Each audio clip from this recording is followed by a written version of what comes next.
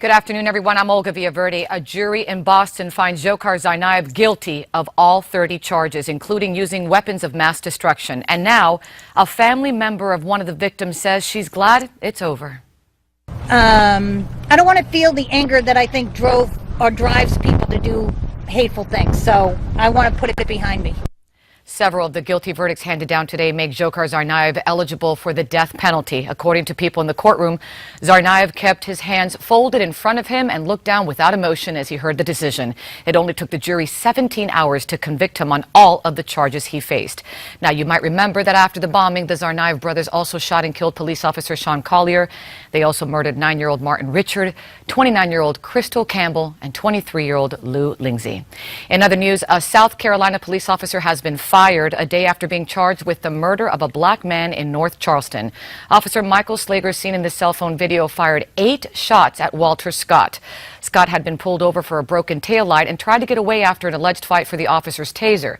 This afternoon, the White House weighed in, saying the tragedy furthers the argument for police body cameras.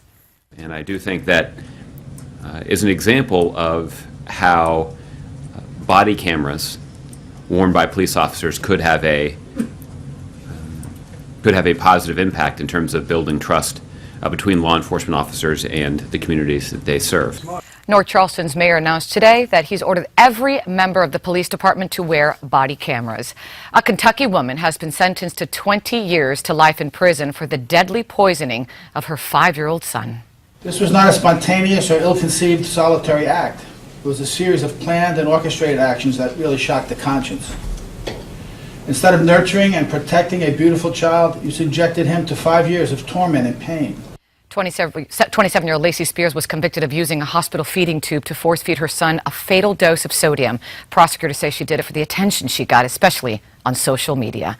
The NFL announced a historic hire today. Love this. The NFL has now made it official. Sarah Thomas has been hired as the first woman to serve full-time with an officiating crew. She'll serve as a line judge this season after officiating in college games for the last 8 years. And tech fans will be able to pre-order the brand new Apple Watch on Friday, but experts have been reviewing the gadget and some are calling it unnecessary. A reviewer for the New York Times says third-party apps are, quote, mostly useless. And a columnist for the Wall Street Journal thinks setting up alerts on the smartwatch is tedious, like an ongoing chore. That device is expected to start shipping later this month. Apple Watch, Rolex. Apple Watch, Rolex. That's your Newsmax Now update. See you in 30 minutes.